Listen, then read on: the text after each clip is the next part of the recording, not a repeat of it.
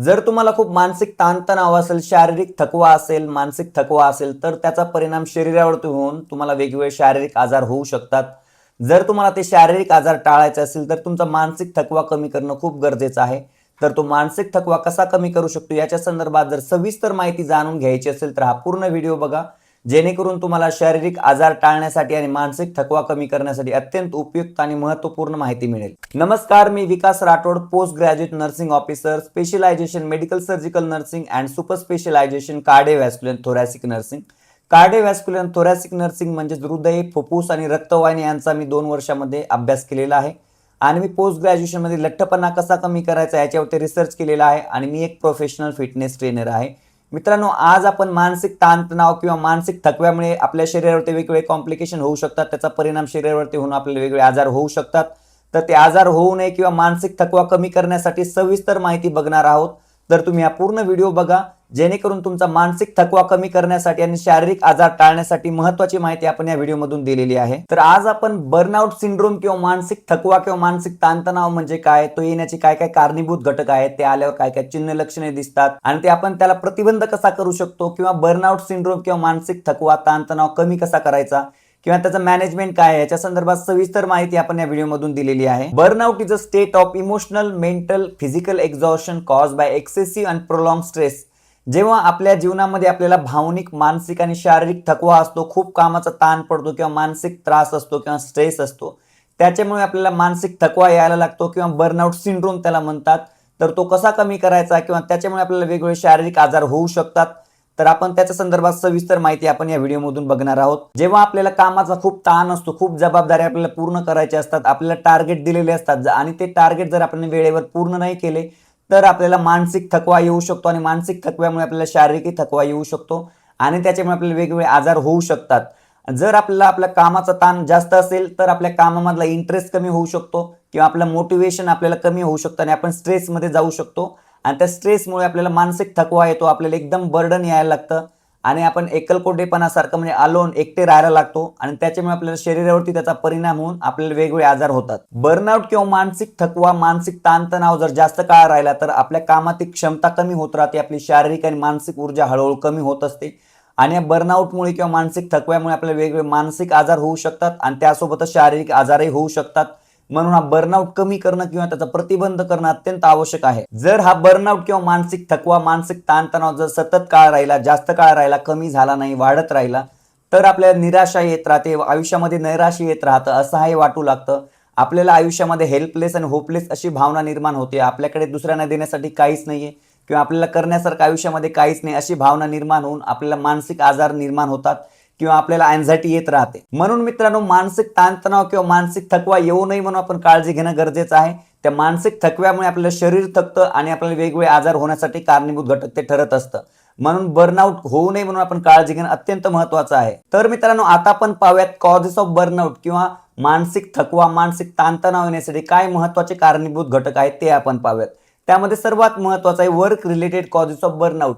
कामाच्या ओव्हरबर्डनमुळे आपल्याला मानसिक थकवा येऊ शकतो किंवा जर आपल्या कामावरती आपला स्वतःचा कंट्रोल नसेल, तर आपल्याला मानसिक थकवा येण्यासाठी सर्वात महत्त्वाचे घटक ठरत असते. Then lack of recognition and rewards for good work. जर आपण खूप चांगलं काम करत आहोत आणि आपल्याला कुठल्याही प्रकारचं शाबासकी नाही आहे किंवा कुठल्याही प्रकारचं जर रिवॉर्ड्स भेटत नसेल, तर आपल्याला मानसिक थकवा येऊ शकतो किंवा स्ट्रेसमध्ये आपण जाऊ शकतो, आपल्याला अँझायटी येऊ शकते. कितीही काम केलं तर कोणाला काही घेणं देणे अशी भावना आपल्यामध्ये निर्माण होत असते. त्याच्यामुळे आपल्याला मानसिक स्ट्रेस निर्माण होतो आणि मानसिक स्ट्रेसमुळे किंवा बर्नआउटमुळे आपल्याला शारीरिक आजार होऊ शकतात किंवा त्याचा परिणाम शरीरावरती होऊन हेडेक होणं किंवा पोटदुखी असे वेगवेगळे कारणे आपल्याला वेगवेगळे चिन्ह लक्षणे दिसून येऊ शकतात. Then unclear and overly demanding job expectation. जर आपल्याकडून सुपेरियरचे खूप जास्त एक्सपेक्टेशन्स असतील, क्षमतेपेक्षा जर जास्त काम करावे अशी त्यांची भावना असेल आणि जर ते काम आपण वेळेत केले नाहीत, तर आपल्याला बर्नआउट होऊ शकतो किंवा मानसिक थकवा येऊ शकतो. जर आपण रोज रोज तेच काम करत असेल, मोनोटोनस काम करत असेल, चॅलेंजिंग काम करत असेल, तर आपल्याला मानसिक थकवा येऊ शकतो किंवा जर ओव्हरबर्डन एन्व्हायरमेंट असेल,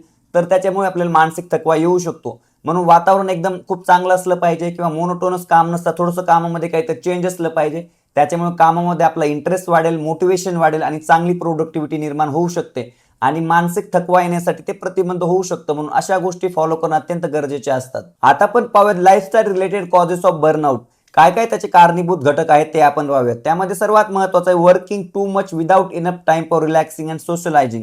आपल्या कामाच्या ओव्हर जबाबदारीमुळे आपल्याला सोशलायझेशन म्हणजे लोकांना भेटण्यासाठी, आपली स्वतःची लाईफ जगण्यासाठी आपल्याला जर वेळ नसेल, रोज रोज कामच करत असेल आणि मोनोटोनस काम असेल, तर आपल्याला मानसिक थकवा येऊ शकतो आणि मानसिक थकव्यामुळे आपल्याला स्ट्रेस येऊ शकतं आणि त्याच्यामुळे आपल्याला वेगवेगळे शारीरिक आजार होऊ शकतात. जर आपण खूप साऱ्या गोष्टी दुसऱ्यांकडून एक्सपेक्ट करत असेल आणि जर ते वेळेत जर पूर्ण झाले नाही तरी आपल्याला मानसिक थकवा येऊ शकतो. जर आपल्याला कामाचा खूप व्याप असेल आणि जर आपल्याला कोणीही मदत करायला येत नसेल आणि आपली झोप वगैरे व्यवस्थित होत नसेल, त्याच्यामुळे स्ट्रेस वाढतो, हेडेक होतो आणि आपल्याला मानसिक थकवा येऊ शकतं. Then lack of close and supportive relationship. जर आपल्या रेग्युलर लाईफमध्ये फायनान्शियल बर्डन असेल किंवा कुठलीही जबाबदारी जर आपल्यावरती आलेली असेल आणि त्या वेळेस जर आपल्याला कोण सपोर्ट करायला येत नसेल, कोण आपलं नातेवाईक नसेल किंवा फ्रेंड सर्कल नसेल, तर आपल्याला मानसिक थकवा येऊ शकतं किंवा स्वतःला ते सर्व पार पाडायचं असेल तर आपल्याला ऑटोमॅटिकली मेंटल स्ट्रेस येतो, बर्नआउट येतो आणि त्याचा परिणाम आपल्या शरीरावरती होऊन आपल्याला वेगवेगळे आजार होऊ शकतात. Then personality can contribute to burnout. आपली स्वतःची पर्सनॅलिटी आपल्याला मानसिक थकवा आणण्यासाठी कारणीभूत ठरत असते. त्यामध्ये सर्वात महत्त्वाचं आहे परफेक्शनिस्टिक टेंडन्सीज.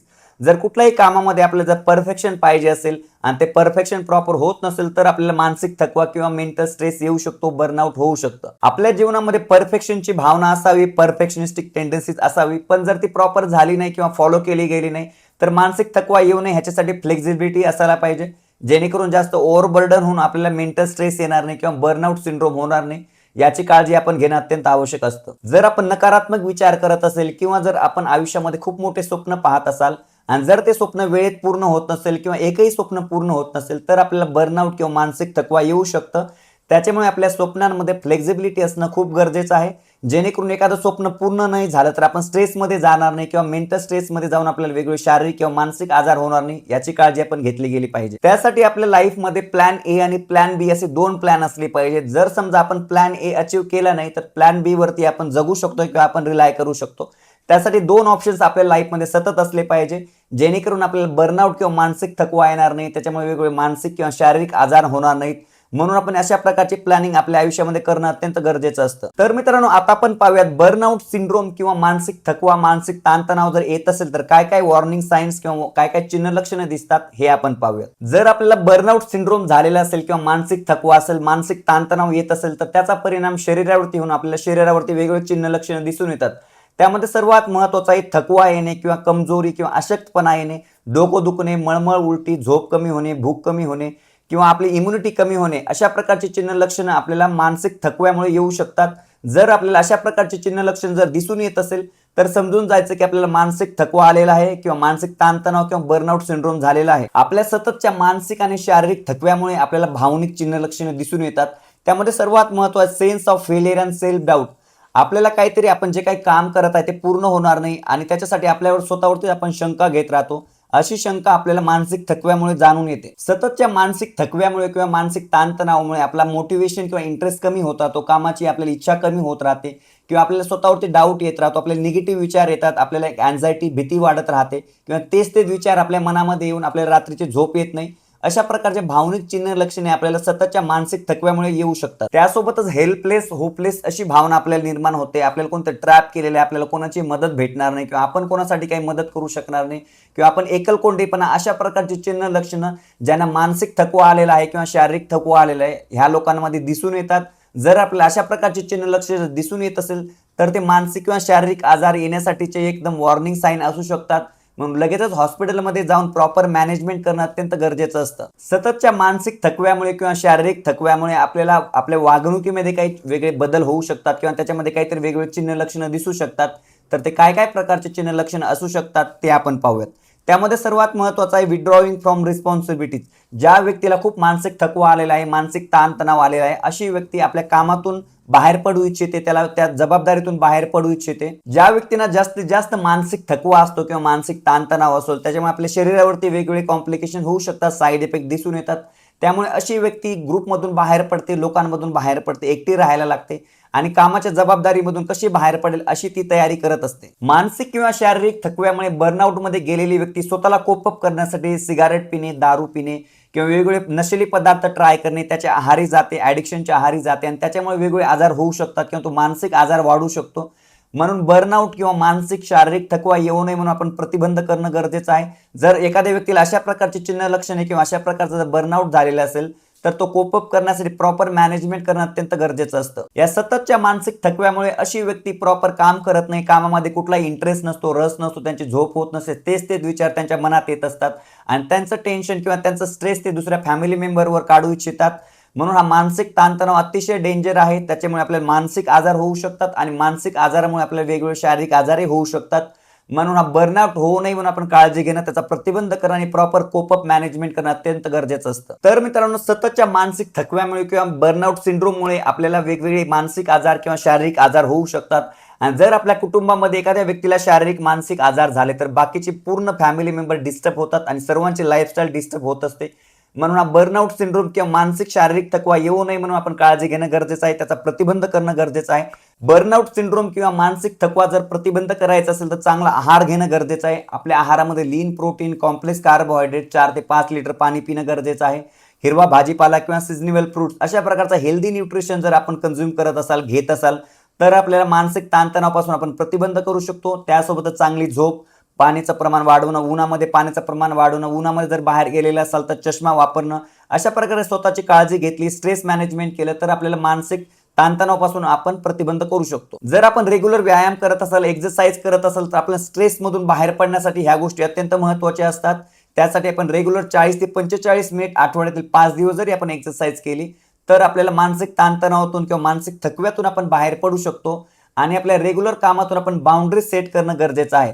रोज आपण खूप काही काम करतो, आपण गोल सेट करतो किंवा आपल्याला कंपनीने आपल्याला गोल सेट करून दिलेले असतात, टार्गेट दिलेले असतात, पण त्याच्या बाउंड्रीज असणंही गरजेचं आहे जेणेकरून आपल्याला मानसिक थकवा किंवा बर्नआउट होणार नाही. म्हणून ह्या गोष्टी अत्यंत महत्त्वाच्या असतात. Then take daily break from technology. आजकाल डिजिटल वर्ल्ड झालेला आहे. रोज आपण डिजिटल इलेक्ट्रॉनिक गॅजेट्स वापरतो, आपल्या कामामध्ये त्यांचा उपयोग करून घेत असतो. त्यामधून थोडासा ब्रेक घेणं अत्यंत गरजेचं आहे जेणेकरून रेग्युलर तेच गॅजेट वापरून आपल्याला मानसिक थकवा येत असतो. त्यातून थोडासा ब्रेक घेऊन स्वतःसाठी काम करणं गरजेचं आहे. ज्या गोष्टी आपल्याला आवडतात, ज्या गोष्टीमध्ये आपल्याला इंटरेस्ट आहे, ज्या गोष्टी आपल्याला आनंद देतात, हॅपीनेस देतात, त्या गोष्टी करणं गरजेचं आहे जेणेकरून आपल्याला मानसिक शारीरिक थकवा येणार नाही किंवा बर्नआउट होणार नाही. म्हणून आपण अशा गोष्टी फॉलो करणं अत्यंत गरजेचे असतात. तर मित्रांनो, आता आपण पाहूया ज्या लोकांना बर्नआउट झालेलं आहे, शारीरिक मानसिक थकवा आलेला आहे, अँझायटी आलेला आहे, स्ट्रेस आलेला आहे, त्या लोकांनी कसं कोप अप करायचं किंवा कसं मॅनेज करायचं ते आपण पाहूयात. त्यामध्ये सर्वात महत्त्वाचं आहे ॲक्टिव्हली ॲड्रेस प्रॉब्लेम. काय प्रॉब्लेम आहे त्याच्या संदर्भात आपल्या सिनियरशी बोललं पाहिजे किंवा आपले जे काही इमिजिएट सिनियर आहेत त्यांच्याशी डिस्कशन करून त्या प्रॉब्लेमचं सोल्युशन काढणं गरजेचं आहे जेणेकरून त्या बर्नआउटमधून किंवा त्या मानसिक थकव्यातून तुम्ही बाहेर पडू शकता. जोपर्यंत आपली समस्या किंवा आपला प्रॉब्लेम आपण दुसऱ्यांसमोर मांडणार नाही तोपर्यंत त्याचे प्रॉब्लेम, त्याचे सिम्पटम्स आपल्या स्वतःमध्ये जास्तीत जास्त वाढत राहणार आहे. आपण जास्त बर्नआउटमध्ये जाणार आहोत, मानसिक थकव्यामध्ये आपण जाणार आहोत. म्हणून आपल्या सिनियरशी किंवा आपल्या इमिजिएट सुपरवायझरशी बोलणं गरजेचं आहे किंवा जे आपले राईट्स अँड रिस्पॉन्सिबिलिटी आहेत ते आपल्याला माहीत असणं गरजेचं आहे.